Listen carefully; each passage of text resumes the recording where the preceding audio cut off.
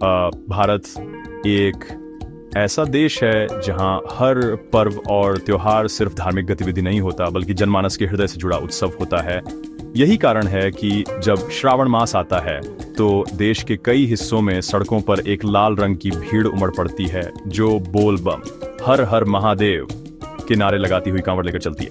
इस अद्भुत जन सैलाब को ही हम बोल बम यात्रा या कांवर यात्रा के नाम से जानते हैं। श्रावण मास जो हिंदू पंचांग के अनुसार भगवान शिव को समर्पित महीना माना जाता है, उसी महीने में यह यात्रा होती है। यह यात्रा एक गहरी भक्ति, त्याग और तप का प्रतीक है, जिसमें भक्त गंगाजल लेकर कई 100 किलोमीटर की पदयात्रा करके शिवलिंग पर जल चढ़ाते हैं। इस परंपरा को निभाते हुए भक्त व्रत, नियम और संयम का पालन करते हैं। पर बोल बम शब्द दो भागों से मिलकर बना है, बोलो और बम, जिसमें बम शिव का एक रूप है। भक्त इस शब्द को उच्चारण करके भगवान शिव का आह्वान करते हैं। बोल बम यात्रा विशेष रूप से श्रावण महीने में होती है, जब भक्त गंगा जल लेकर उसे कांवर में भरते हैं और पैदल चलकर किसी शिवधाम पर जलाभिषेक करते हैं। इस यात्रा में एक विशेष ड्रेस कोड होता है, आमतौर पर भगवा वस्त्र, नंगे पैर यात्रा और उपवास। ये यात्रा बिहार, झारखंड, उत्तर प्रदेश, ओडिशा और पश्चिम बंगाल में बहुत लोकप्रिय है, विशेषकर बाबा बैद्यनाथ धाम, देवघर, हरिद्वार से काशी, गंगोत्री से गौरी कुंड आदि यात्रा मार्गों में यह परंपरा बहुत ही व्यापक रूप से मनाई जाती है।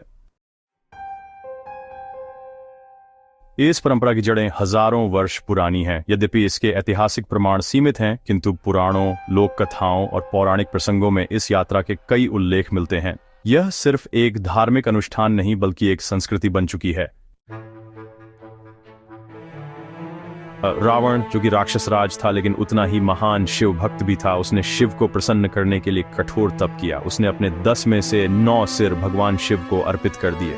जब वह 10वां सिर अर्पित करने जा रहा था तभी शिव प्रकट हुए और उससे प्रसन्न होकर उसे आत्मलिंग दिया। शिव ने शर्त रखी कि वह इस लिंग को कहीं जमीन पर न रखे। रावण लिंग को लेकर लंका की ओर चला, लेकिन रास्ते में जब वह विश्राम के लिए रुका तब उसने एक बालक, जो वास्तव में भगवान विष्णु थे, को लिंग थमा दिया। बालक ने लिंग को जमीन पर रख दिया, जिससे वह स्थान परमानेंट हो गया। यही स्थान आज बाबा बैद्यनाथ धाम, देवघर के नाम से जाना जाता है। रावण ने जिस प्रकार कांवर में गंगा जल भरकर शिव का जलाभिषेक किया था, वही परंपरा आज कांवर यात्रा के रूप में प्रचलित है। कांवर यात्रा एक विशेष प्रकार की धार्मिक पदयात्रा है जो श्रावण मास में होती है।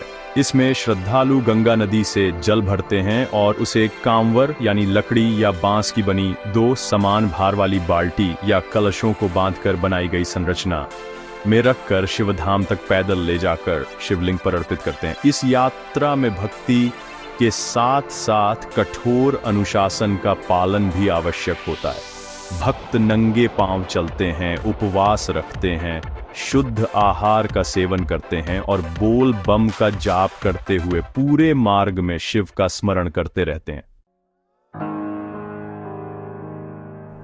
कांवर यात्रा करने वालों को कुछ विशेष नियमों का पालन करना होता है। इन्हें न केवल धार्मिक बल्कि मानसिक और शारीरिक अनुशासन का भी प्रतीक माना जाता है। कांवर यात्रा हमेशा नंगे पांव की जाती है। कांवर में रखा गंगा जल कभी जमीन पर नहीं रखा जाता।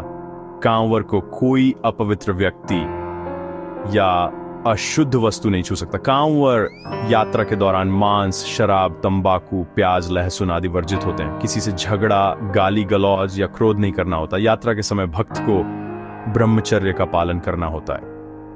कांवर यात्रा के दौरान भक्त बोल बम हर हर महादेव जैसे मंत्रों का जाप करते रहते हैं। कांवर एक लंबी बेंत या बांस की डंडी होती है, जिसके दोनों सिरों पर रस्सी या कपड़े से बंधी हुई 2 कलश या गंगा जल के पात्र होते हैं। भक्त इसे अपने कंधे पर रखकर यात्रा करते हैं। कांवर के प्रकार भी अलग अलग होते हैं। पहला है सादा कांवर, सामान्य कांवर जिसमें केवल जल रखा जाता है। दूसरा है झूलन कांवर, सजावट वाली कांवर जिसे सजाने के लिए फूल, झंडी, लाइट आदि का उपयोग होता है। तीसरा है डाक कांवर, तेज गति से दौड़ते हुए की जाने वाली यात्रा। इसमें गंगा जल लेकर बिना रुके दौड़ते हुए जल चढ़ाने की परंपरा है। इसे भगवान के लिए संदेश लाना माना जाता है। भारत के अलग अलग राज्यों में विभिन्न गंतव्य होते हैं जहां कांवरिये गंगा जल लेकर जल चढ़ाने जाते हैं। सबसे पहले सुल्तानगंज बिहार से देवघर झारखंड तक की यात्रा, जो शायद सबसे प्रसिद्ध कांवर यात्रा मानी जाती है। यहाँ गंगा उत्तर वाहिनी है, यानी उत्तर की ओर बहती है और इसे बहुत ही शुभ माना जाता है। ये दूरी लगभग 105 किलोमीटर की है। इसके अलावा हरिद्वार से उत्तर प्रदेश के विभिन्न शिव मंदिरों तक भी कांवर यात्रा की जाती है। कई भक्त वाराणसी यानी काशी के बाबा विश्वनाथ मंदिर में जल चढ़ाते हैं। उत्तर भारत में एक और कठिन यात्रा है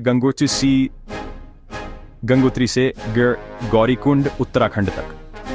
ये यात्रा पर्वतीय और चुनौतियों से भरी होती है, लेकिन बेहद पवित्र मानी जाती है। साथ ही बड़ोदरा, उज्जैन और ओडिशा जैसे राज्यों में भी स्थानीय नदियों से जल लेकर क्षेत्रीय शिव धामों पर जल अर्पण करने की परंपरा है। बोल बम यात्रा के दौरान रास्तों में भक्त बोल बम गीतों और भजनों को बड़े उत्साह से गाते हैं। ये गीत हिंदी, भोजपुरी, मैथिली, बंगाली और ओडिया जैसी भाषाओं में सुनाई देते हैं। कई लोकप्रिय भजन कलाकार जैसे मनोज तिवारी, कल्पना पटवारी, शारदा सिन्हा और अन्य लोक गायक गीतों को अपनी आवाज देते हैं। गीतों के बोल कुछ इस तरह होते हैं। बोल बम बोले बम, बाबा धाम चले हम, गंगा जल लाई बस, देवघर जाए बस, बाबा के जल चढ़ाए बस, और कांवर उठाए के चला बस बाबा धाम। इन गीतों का असर इतना गहरा होता है कि यात्रा की थकान भी इनसे दूर हो जाती है। आज के इस आधुनिक युग में कांवर यात्रा में भी तकनीक की भूमिका काफी बढ़ गई है। भक्त अपने मार्ग की जानकारी जीपीएस से लेते हैं, ऑनलाइन सेवा शिविर खोजते हैं और यात्रा के वीडियो या भजन सोशल मीडिया पर साझा करते हैं। अब तो कई कांवरिया ब्लूटूथ स्पीकर लेकर चलते हैं जिनसे गीतों की गाइड्स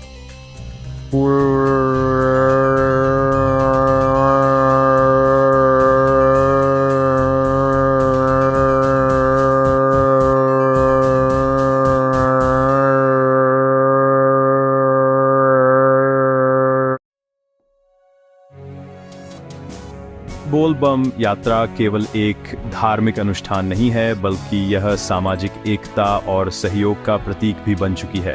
इस यात्रा में हर उम्र, जाति, वर्ग और लिंग के लोग एक साथ सहभागी होते हैं। गांव शहरों से लेकर महानगरों तक से लोग कांवर लेकर निकलते हैं और मार्ग में एक दूसरे की शक्ति से रास्तों में लगे सेवा शिविर, जहां भक्तों को भोजन, जल, प्राथमिक उपचार, विश्राम और सुरक्षा मिलती है। ये दिखाता है कि समाज किस तरह एक दूसरे की सेवा में समर्पित हो सकता है। युवा स्वयंसेवक, सामाजिक संगठन, यहाँ तक कि पुलिस और प्रशासन भी कांवरियों की सेवा में लग जाते हैं। बोल बम एक ऐसा पर्व बन गया है जिसमें केवल धर्म नहीं बल्कि सामाजिक सद्भाव, सेवा भावना और आपसी सहयोग का अद्भुत संगम देखने को मिलता है। कांवर यात्रा केवल शारीरिक रूप से नहीं बल्कि मानसिक और आध्यात्मिक रूप से भी एक गहरा अनुभव है। जब एक भक्त नंगे पांव तपती सड़क पर चलता है तो उसका हर कदम शिव की ओर बढ़ता है। ये कदम केवल दूरी नहीं नापते, ये विश्वास, समर्पण और तप को दर्शाते हैं। इस यात्रा में भक्त व्रत, संयम, मौन, जाप, ध्यान जैसी साधनाओं के माध्यम से अपने भीतर की ऊर्जा को जागृत करते हैं। कहते हैं कि यह यात्रा केवल शिव तक नहीं पहुंचती, यह आत्मा को भीतर के शिव तक पहुंचाती है। अब भारत के विभिन्न राज्यों में कांवर यात्रा और बोलबम को लेकर अलग अलग परंपराएं देखने को मिलती हैं। उत्तर प्रदेश, यहाँ हरिद्वार, गढ़मुक्तेश्वर, प्रयागराज जैसे तीर्थ स्थलों से जल लेकर शिव मंदिरों में चढ़ाया जाता है। कांवर यात्रा यहाँ सामाजिक पर्व की तरह होती है, जहाँ गांव के युवा टोली बनाकर एक साथ यात्रा पर निकलते हैं। बिहार और झारखंड, सुल्तानगंज से देवघर की यात्रा सबसे प्रसिद्ध है। यहाँ की लोक भाषाओं जैसे भोजपुरी, मैथिली, मगही में बोलबम गीतों की भरमार है। यात्रा के दौरान कांवरियों को जय भोले कहकर सम्मानित किया जाता है। ओडिशा और बंगाल, यहाँ की कांवर यात्रा को श्रावणी मेला और शिव गंगा यात्रा भी कहा जाता है। भक्त यहाँ भी गंगा या अन्य पवित्र नदियों से जल लेकर शिव मंदिरों में अर्पण करते हैं। महाराष्ट्र, गुजरात, राजस्थान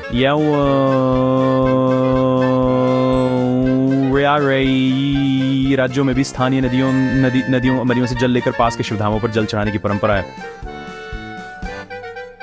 हर क्षेत्र में एक बात समान है, श्रद्धा, जो बोल बम को एक राष्ट्रव्यापी परंपरा बनाती है।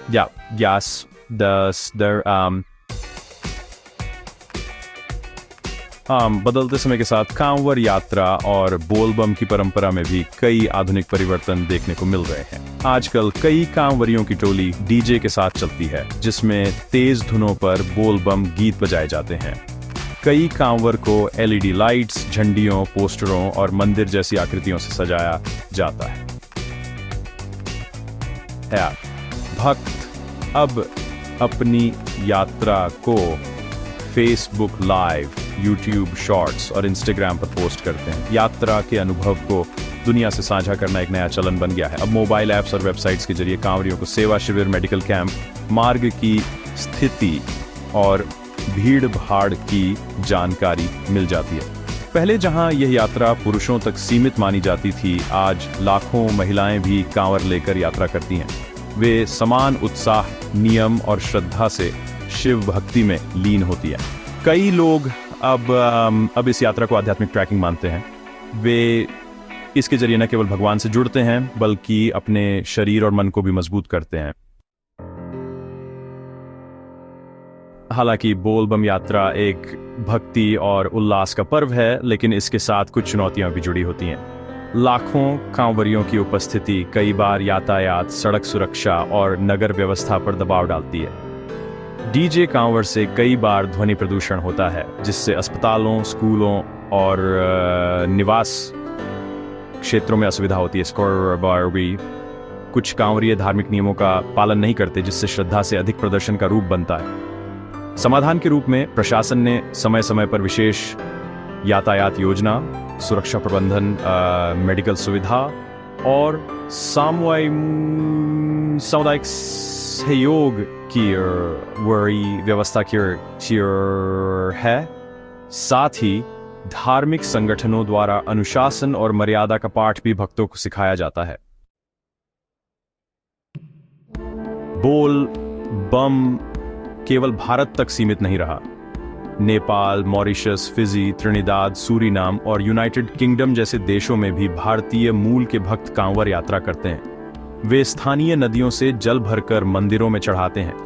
यह परंपरा अब विश्व स्तर पर भारतीय संस्कृति और शिव भक्ति का प्रतीक बन चुकी है। बोल बम यात्रा का सबसे प्रमुख और ऐतिहासिक केंद्र है बाबा बैद्यनाथ धाम, जो झारखंड के देवघर जिले में स्थित है।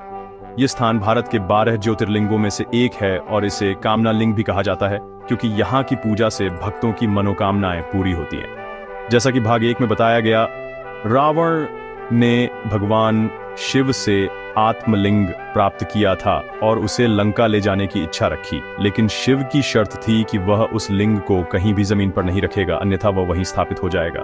रास्ते में रावण को लघुशंका की आवश्यकता हुई, तो उसने एक बालक, जो असल में भगवान विष्णु थे, को लिंग पकड़ने को दिया और वह बालक लिंग को जमीन पर रख देता है। यहीं वह स्थान बन गया, बाबा बैद्यनाथ धाम। इस घटना के बाद रावण ने बहुत प्रयास किया, पर लिंग अपनी जगह से हिला नहीं। वह बहुत क्रोधित हुआ।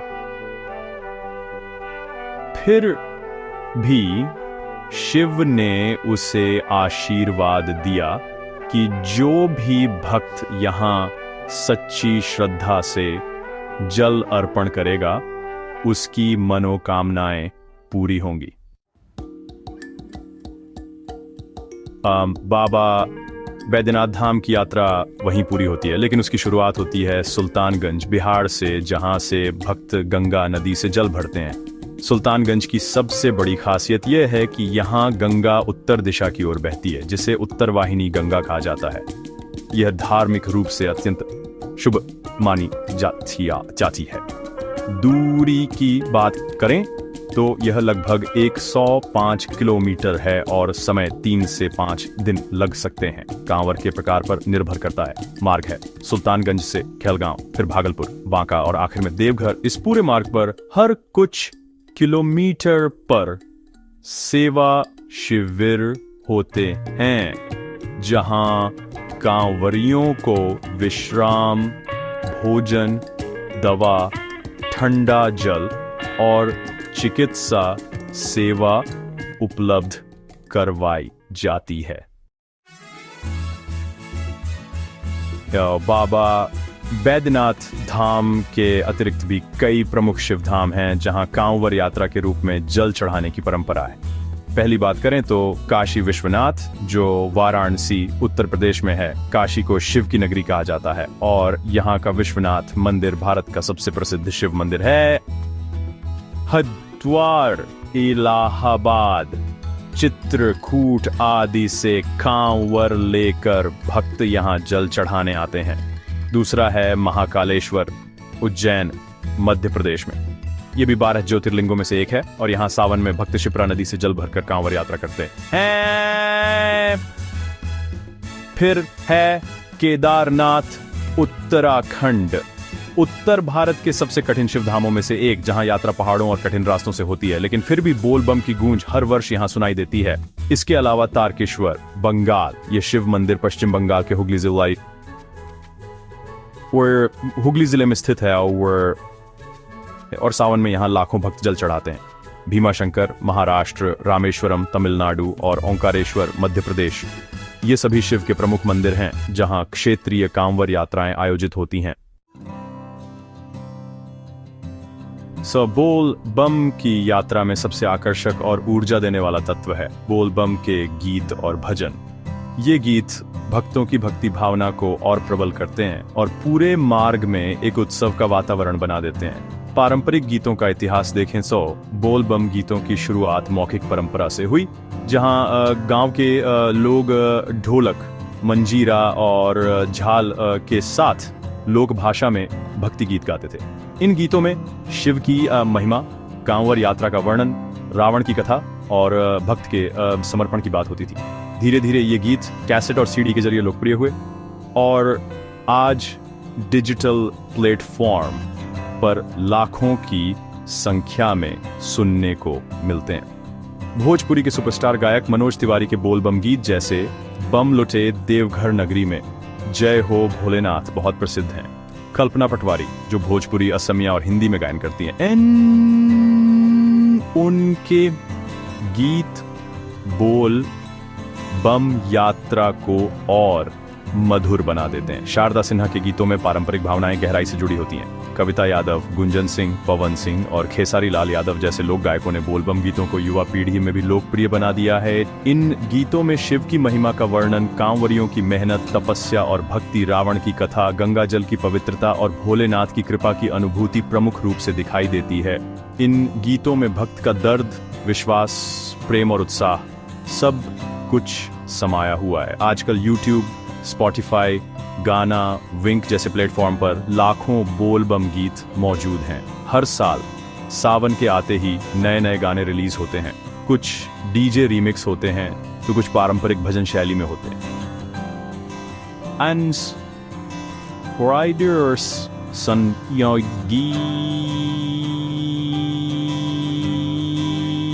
न केवल कांवर यात्रा का हिस्सा बन चुका है, बल्कि ग्रामीण और शहरी सांस्कृतिक माहौल में भी सावन की पहचान बन गया है।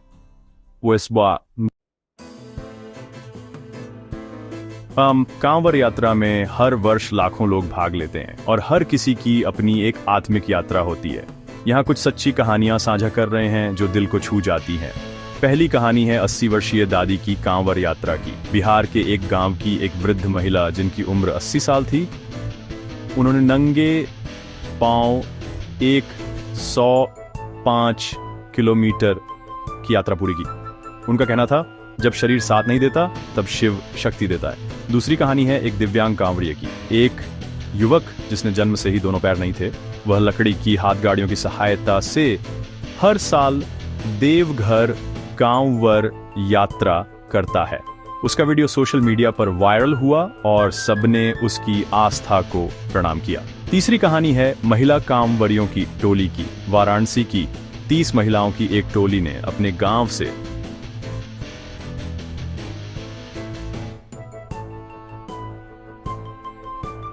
पैदल यात्रा की। उन्होंने रास्ते में शिविर नहीं लिए, सिर्फ पेड़ों के नीचे विश्राम किया और जल अर्पण किया। ये कहानियां सचमुच आस्था की मिसाल हैं। आमरी, अब कुछ ऐसे सवाल जवाब जो अक्सर पूछे जाते हैं। बोलबम यात्रा कब होती है? श्रावण मास यानी जुलाई अगस्त में, विशेषकर सोमवारी को प्रमुख दिन माना जाता है। क्या कांवड़ यात्रा में महिलाएं भाग ले सकती हैं? बिल्कुल, आज हजारों महिलाएं कांवड़ यात्रा में भाग लेती हैं। क्या मोटरसाइकिल या वाहन से कांवड़ यात्रा की जा सकती है? पारंपरिक रूप से कांवड़ यात्रा पैदल होती है, लेकिन कई लोग वाहन से भी जल अर्पण करने जाते हैं। उन्हें यात्री माना जाता है, कांवड़िया नहीं। डाक कांवड़ क्या होती है? यह एक तेज गति की कांवड़ यात्रा होती है जिसमें भक्त दौड़ते हुए या बहुत कम समय में जल चढ़ाने का संकल्प लेते हैं। क्या कांवड़ यात्रा महज धार्मिक होती है या फिटनेस भी जुड़ी है? यह भक्ति के साथ साथ मानसिक और शारीरिक फिटनेस की भी यात्रा है। बोलबम अब केवल एक धार्मिक परंपरा नहीं रहा, ये एक जन आंदोलन बन चुका है। आस्था का, समाज के सहयोग का और स्वयं के भीतर के शिव से मिलने का। इसमें जात पात, अमीर गरीब, महिला पुरुष का भेद नहीं है। सब एक ही पंक्ति में चलते हैं, एक ही शिव को पुकारते हैं। बोल बम की गूंज सिर्फ एक नारा नहीं है, वह एक प्रेरणा है जीवन की कठिनाइयों से लड़ने की, भक्ति में खुद को समर्पित करने की और शिव से जुड़ने की।